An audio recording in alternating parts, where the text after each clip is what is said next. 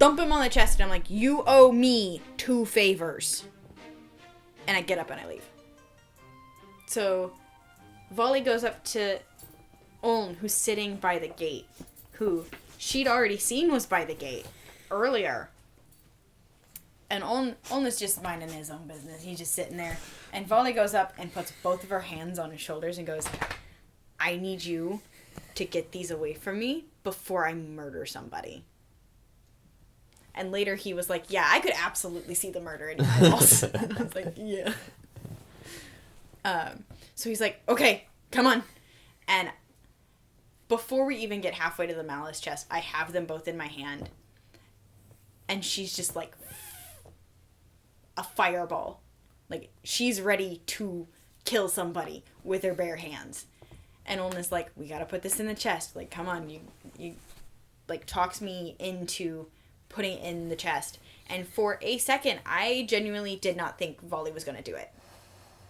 I didn't think she was going to. But then he said something that snapped in her head for it. And I managed to, like, throw one of them in the chest. And after that, she held on to the other one. And he was like, oh, you have 2. And I was like, yeah. And then I get the other one in the chest and I slam it closed. And then my adrenaline is gone. And I remember I haven't eaten anything today. And I am now in exhaustion nosedive. And I'm like, okay, I gotta go sit down now. Tiri, Sig, Arn, all of them were right there with Oln and I.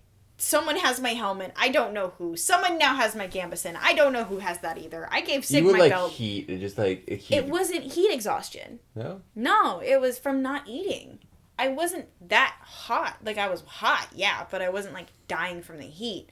But everyone's first thought is heat exhaustion. But I'm still struggling with what I did to my system. Like, eating is still hard right now in a not fun way. Like, I'll be hungry and I go, I should eat something. And then immediately I'm nauseous. Don't do what I did. Please eat. Please. Yeah. Public service announcement for the day. Please eat. Yeah. Mm-hmm. But anyway, we get down to the tavern because we're like, okay, we're gonna get food. And we take the tunic off because, again, everyone is, like, heat exhausted. And I sit down, and I kid you not, 5 minutes later, that storm rolls in. And that's why I lost contact with you for a while. Yeah. Because I was sitting, trying to recover, and then the rain comes in, and then we go under the thing, and we don't even get our stuff set all the way down, and here comes the wind, and then we're going into the barn, and I don't want to talk about the barn. I'll tell you, because before we get to there, I want to say the unfinished Mai's point with the whole orc fight. So she had walked with the malice away. I didn't know there was a malice, and she had the malice at the point. Mm-hmm. I was finishing up with the fight, and then we basically finished off the last orc. The fight properly ended, and we were looting them, and it was a bunch of Vatican, a bunch of Hadrians, and there was nearly a fight. Yeah, I remember you telling me about this now. New fight. Basically, we got there. We got the malice. I got one. I got my pocket, and then there was a second one in my hands. So I'm pretty sure it was in my hands, and we're like there, and the Hadrians were there and like that, and at the point I could see there was a fight or something like going on, and so I gave it to the Hadrians, or like the Hadrians grabbed it or something like that. There was an argument going between one of the between one of the Vatican chicks and one of the Hadrians, and it was like who gets the malice, and at that point I was very much trying to diplomat, like you get one, we get one, okay. I was like very against the Vatican and against the Hadrian, like I was like being like rough with both of them, like this is a fight, we won, you get a malice, we get a malice. Is that fair? Awesome. And I think his name was Magnus. It was either Magnus or Rowan. I don't know which of the two. He had one of his artisans grab the malice. He had it in his hand. As he turned away, he grabbed Magnus grabbed him by the shoulder, pulled him in, and put his heads together. And he, in the roughest voice, kind of like what you were doing with Owen, I'm just like, I'm giving you this to take back the chest. If you take it somewhere, I will kill you. And it was such a cool minute of me just sitting there. I'm like, yeah. And so the both of them started hiking, and so I went following with them. Again, having the malice in my pocket. I had the malice on me. They knew I had it. Of like, I'm not here to steal it. I'm walking with you. I'm making sure y'all get to camp. And he was like, he nods. Awesome. We started walking. And then I was like halfway through. I'm like, I have to walk all the way to Hadrian camp and then walk all the way back. And he was like, okay, out of game, I'm going this way. But in game, Griff definitely goes with you and then walks back, okay? And he's like, yeah, that makes sense. And so then I just walked back. And then I walked all the way to the Vatican camp. Again, having a mouse in my pocket by myself. I had my stick and my sword. Oh, there was also a raid on the Suzak. I don't remember exactly when that happened. That happened before the orc fight. No, was it after? After, because the orc fight is when the Suzak raided us, and then Voltsum was pissed that they raided us. So they went and raided the Suzak back. Okay, I didn't know that part. I did not put that. Yeah. Basically, so then I walked back, and I was like, okay. I was like, just like, nonchalantly, just like, da-da-da. I walk up, and I was like, okay, I got something to put in there. So I put it in. So I opened it, I put it in, and I see 2 malice in there. And that was your malice, I've now known. And I was like, I paused, because I knew we had more than that. And I was like, then I closed it. Where's our malice? And it was just like the Drake and Josh thing. I'm just like, where's the door? I'm just looking at them. And then I heard the whole story about how it all happened. And I'm like, okay, great. That is then when I went back to camp, because then I heard the rain was coming. And so I went back to our camp to try to get things in Valley's tent. Because Valley's tent, huge, humongous. Mm-hmm. It was a shed. 5-meter belt tent. It was great. Because claustrophobia. Actually, yeah. And then my little thing. Yeah, your tent that barely constitutes as a tent. It was great. It could fit my cot and me. It was great. On the cot. On the cot. Only. I have a little spot for my shoes and stuff. But yeah, so I was in camp. And that was kind of properly when game ended. And that was probably just one of the most terrifying things. Because the rain came in quick. It was heavy, heavy rain. It started as a sprinkle. But for like 2 seconds. And then it shot down. And I was, at that point, I was like, I had time before this time, like either doing the sprinkle or just like right before, of me putting stuff in, trying to get stuff. And then it started doing it. So I started rushing it and doing his thing. And then out of nowhere, probably one of the biggest gusts of winds I've ever been in rushes through. And that was probably one of the most terrifying things. Because at that point, about 6 of your guy lines popped out of the ground. Owen's tent, across from us, literally got picked up and thrown on the ground. These very heavy wooden bars. Like, yeah, that's why it was on the ground. You hadn't told me all I didn't. And I was basically standing right there in the center, right next to the table. That it slammed down probably about like 7-8 feet from me. And then at the same point is when a huge water barrel that never got filled. Never got filled. But it was basically a big old barrel that we used for water. We were supposed to use for water, but yeah. we never filled it. Anyway, that got picked up by the wind and flew by my face and then hit the ground and rolled for a while. And I was just like, everything was just blowing away because it was such a huge blast. And I was like, did a tornado just hit? Yes, actually. It did just hit, like 20 minutes away. Mm-hmm. And so, crap. At that point, I was like, sorry, Valley. I was trying to keep everything nice and neat. I was conscious. At that point, put a tarp down, I did throw a tarp in there, then started throwing stuff in. Mm-hmm. Got mostly everything. I grabbed that water barrel, picked it up, and just chucked it in the woods. Yep. To stop it from rolling around. I went to Owen's tent, because, like, again, it had fallen over, so a lot of its stuff was exposed. And so I did, as I grabbed all the stuff I could, and then I threw it under the canvas. He had a lot of furs that get soaking wet. Mm-hmm. And so I was in camp during that time. Plenty of Voltsum guys, which they are trying to do their stuff. They booked it to the thing. And finally, I was like, this is the best I can do. I need to get to shelter. So I ran across the Vatican Bridge in the very heavy rain. I ran to the shed. Not the shed, the tavern. The barn. The barn. Let's just call it the barn. There's a tavern and there's a barn. Tavern was the cool one with the Russian guys. No, yeah. That's what I'm calling the tavern. The dojo was basically just a barn. Yeah. So we got to that, and I could just feel the heat because almost every single person at the event was crammed into that barn, and I could feel the heat. And they were passing around paper plates trying to do stuff. And I got in, and I was like... Actually, at that point, I did actually... Because I grabbed a bunch of snacks. I grabbed some peaches. I grabbed the sausage. I basically filled up a cooler bag. I grabbed some water. And I was like, okay, I know people are probably going to be thirsty. This is what I can do to help. And so I got in there. I'm like, okay. I sat outside with Oaken for a minute. Then people started filtering out. And then I tried finding you. That's how I found you. And then, yeah, it was... That's kind of what we need to talk about. Is that's kind of like when the game was really ending. Everyone was freaking out. At that point, it was over. It was over. It wasn't official, but it was over. So much rain, so much stuff going on. There was no real in-character moments in the barn. Not at all. It was just people trying to like do their best to stay sane. Yeah. Eventually, it started calming down. Think people will be okay with leaving. A lot of stuff had fallen over. The roofs had fallen over. The tavern's roof was blown in. I had actually put some of my maps in the tavern, and a lot of them got soaked. The big ones survived. I'm still very. The big ones were great. I'm buying that same paper like next time. It's like those survived, including the one that I said made for that my father made. After that, the staff basically got around. I forgot exactly how they said it, but.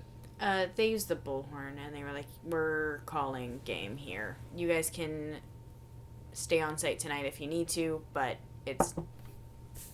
highly recommend going to a hotel." That was great. No, that was great. And to be honest, even though the game ended, the fun didn't end. We still had a great night. The fun didn't end. We still had a great night. We had proper showers. It was great. Good beds. Granted, we didn't use them all that much. I didn't have a bed. I slept in the chair. Because you're ding dong. They had the beds. The two other guys I was with, they slept on and Ashraf. They slept in the bed and I slept in the chair. The solid floor. Yeah. Yeah, they had a lovely carpeted floor, and we had a wooden floor, and ours were connected. There was a door, but so they knocked on the door, and we opened it, and one of the first things that he says is, "What? You got carpet?" And then his leg wrap, just sopping wet, flops to the floor, and I just go, "And nope."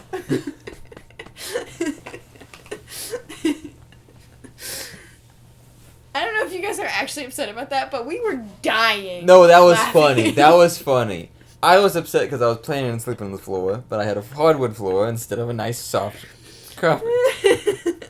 But no, that was great. So, long story short, we packed up as much as we could, and we're like, we need a rest. We're not going to be able to survive. Because again, I was standing show-shocked in the rain, just like, because like that was the thing of like, nothing I could do.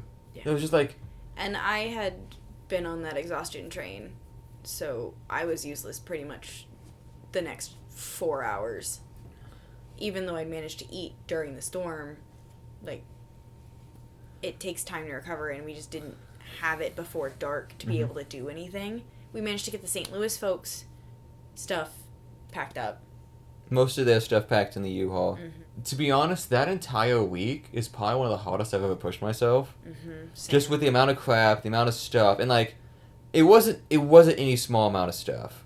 It was a lot with the physical work. Like I said, tossing logs, picking up and throwing. Literal giant planks of wood. It was me, Ogvi, and a couple other people that mainly did that. Yeah, road. Wim and Runar too, right? Yeah, Vatican. All Vatican. And that was just a lot of work. Yeah, it was. And so at that point, I was just literally standing in the middle, soaking rain. And that was the only time I pulled out my fur cloak. I remember you having that. And I was just... clean up. Because it was still raining. Yeah. And that was it. I just stood there. And I tried helping as much as I tried. After a while, I did help, but again, I wasn't really useful. Yeah, just because I was just standing. We all tried, and we were all just... done, I think is the right word. Yeah. And it's not like we were all done in the same ways. Like, everyone was still doing things. There was just extreme limits to what people were able to do. Some people did manage to get completely out and go back home that night. That was great. I'm glad for them. Yeah. Because there was another storm that rolled through at 3 a.m. where they had to actually call everyone who stayed on site back to the barn. Yeah, and at 2 a.m. or something like that. Yeah, 2 or 3 in the morning. And then they had to stay there till 5 according to Olin. One of the best decisions we ever made going to that hotel. Yeah. We had a good time. I We was had just- pizza. I got to spar with people because not just Volley was itching to fight. I was too. I think it deserves its own story. I think that's I say that's where we should go. We said we go to the hotel. I forgot what hotel it was, but it was the Baymont Hotel. But we had a bunch of people from various different factions, and we went there. And I think it was I said I would go buy everyone pizza, but then I left my wallet at the camp, and so Ashraf bought it. And then I think we all threw him a couple bucks. I think you. I threw him like $60. Yeah. It was a lot of pizza. It was a lot. I threw him $320s. We bought a lot of pizza. And so he bought the pizza and some drinks, and then the hotel was nice enough to use the conference room. So we got the pizza. And we stayed up till like 2 in the morning. 2 in the morning. It was great. Like we were talking, everyone was having a great time. Different factions.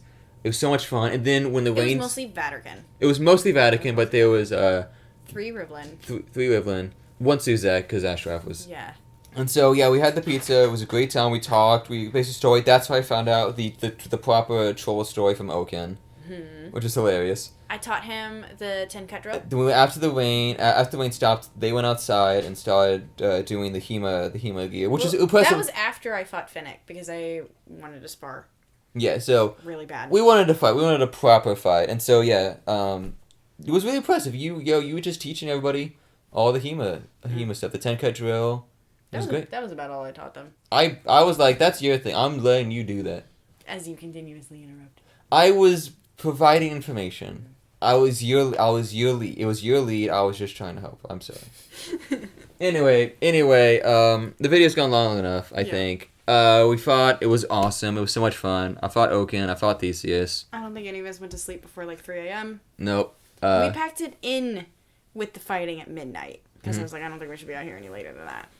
But then we stayed up talking. Then went to the conference room. We talked. It was an awesome time.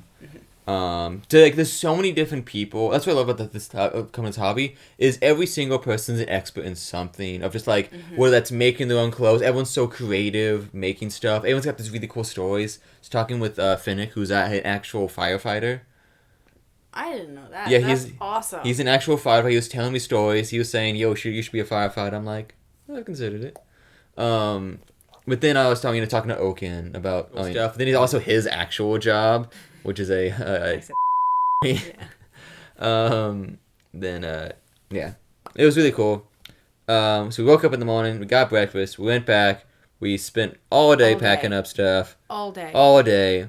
We left town. We stopped by Buc-ee's. Buc-ee's. I hate it. I didn't say in the beginning, but the first time we went was Buc-ee's is a liminal space. Okay, Buc-ee's is like the back rooms. It was terrifying at like 1 a.m. with like mist and rain. Pump, and we had to walk like literally 5 minutes to get inside. We bought like a buttload of candy.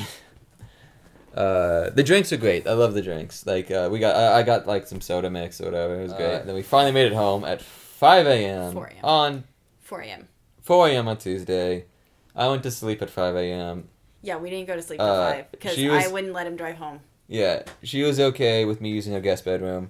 Yep.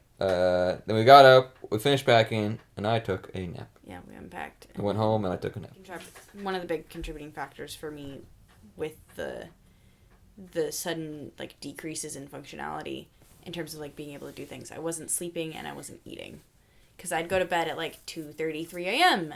every night, and then I'd be up at 7 because I just couldn't sleep anymore. Like I said, I think this is definitely one of the hardest we've ever pushed ourselves with the whole event. Yeah. It wasn't meant to be. It was is not meant. We learned so much. You're gonna think you're prepared for your first game, and you're gonna get there and you'll realize you packed a lot of the wrong things.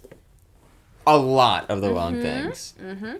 We had so much crap we never ended up using. Well, also a good chunk of it was because of the rain. Yeah.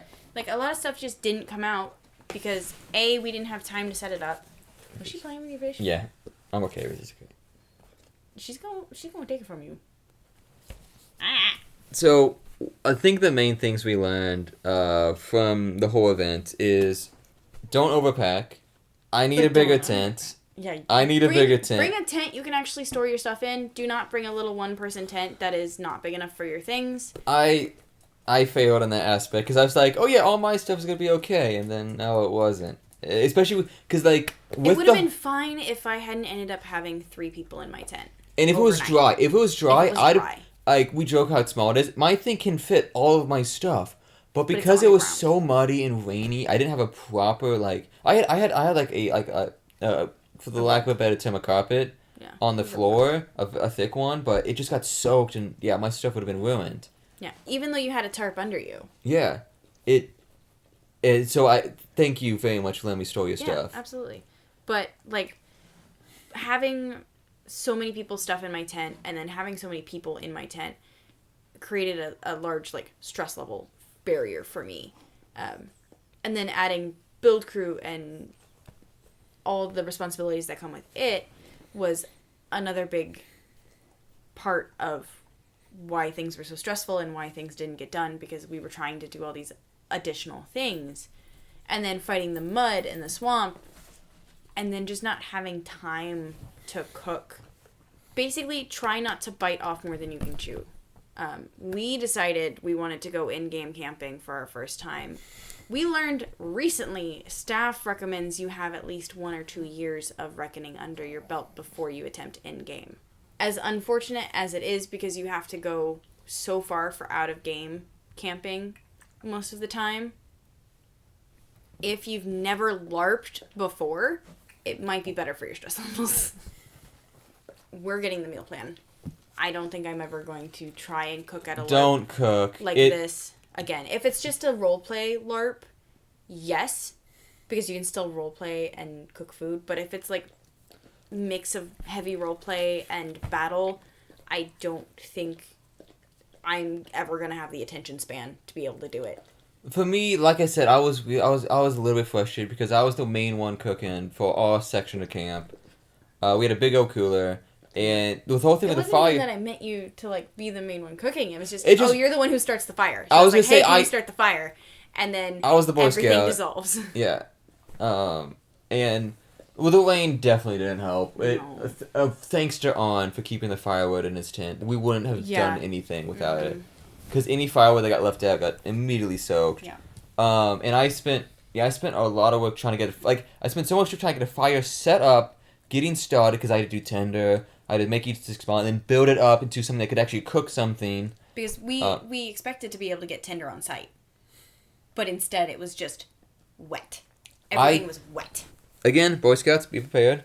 I did bring some little fire starter tinder things just in case. But it's not so glad I did.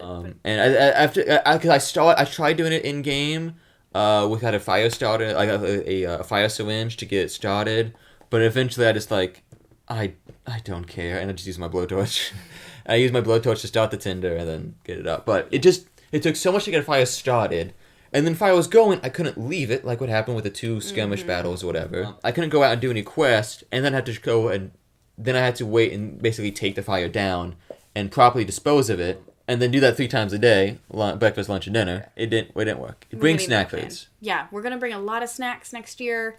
I'm still gonna bring the fire pit so we can do like the after dark fires. The atmosphere fires, those are great. Yeah. Because that's when you're, like, dug in for the night. Like, this is where we're staying. I'm going to chill by the fire. We're going to sing some songs. We're going to play some music. We're just going to talk and have fun. And none of us wanted to hang out in camp this year because it was such a swamp. It was, yeah.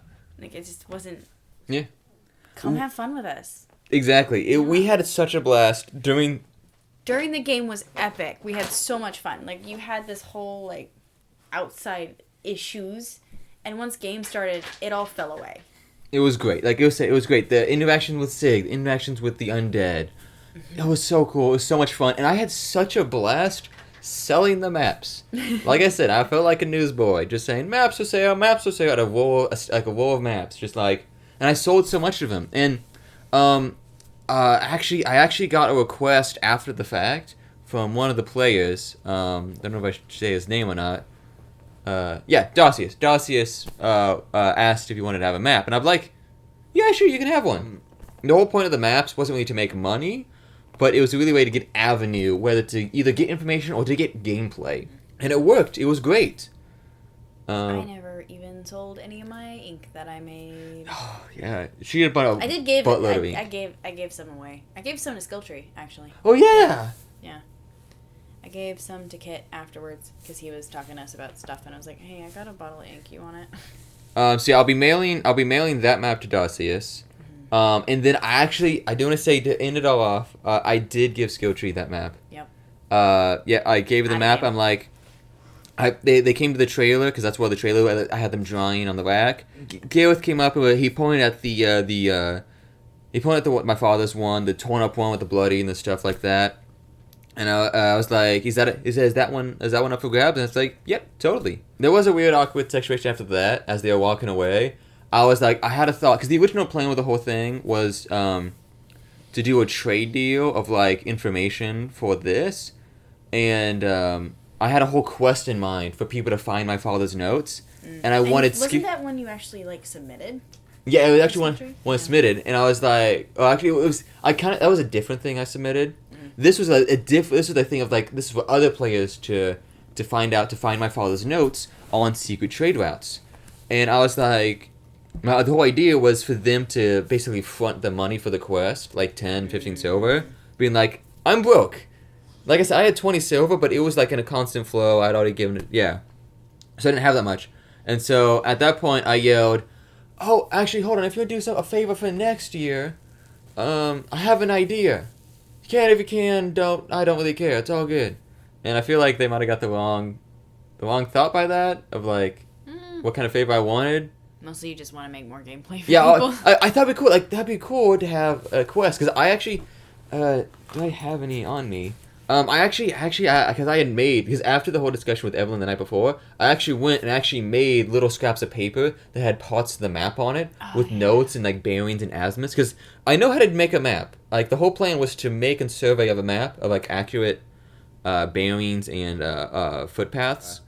I never got to that point, but that would have been cool to actually have these actual bearings that I had made. And yeah, it just never got to the point. I did message later, but like I said, unrealized potential was the entire game. Yeah. But it's just because it got cut so short. 26 hours. Woo! I tell you what, though, that was an epic 26 hours. I died 3 times.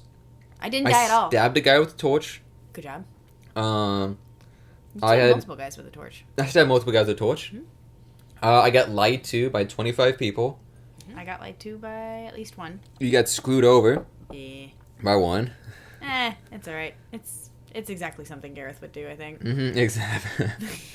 So yeah, we're definitely going back next year. Oh yeah. Holly's also decided she never wants to settle south. Ever. She'll stay up north. Yeah, she can stay in the cool. She'll come down to play, but she's not gonna live down here. The next reckoning is coming up pretty soon because instead of 12 months, it's 10 months. Yeah, they're moving it up to March from the sounds of things. It's not gonna be killer hot. It's gonna be cool. And it's gonna be great. Tornado season. So, and not tornado season. Hey. And it's like an hour and a half from the last location. Absolutely, come to Reckoning. We had a ton of fun. Come play with us. The results of the map game. The Suzak Mar attacked Divin Falls, which is a holy site to the Like one of the most important sites in the game. It's like we're at war. 100,000 soldiers because the Suzak Mar dumped all of their money. Like the prince dumped a bunch of his money. Like over 200 silver, I think it was. I thought it was only 100. It was like 200 silver. It was a lot of silver. No one else could keep up, but I'm really proud because Torborn, really good strategist, he managed to beat them back. Only because of defense multipliers. We all gave him as much money as we could. Like, Dwyn had a secret gold bar that she gave to him. I'm convinced that's what made the difference.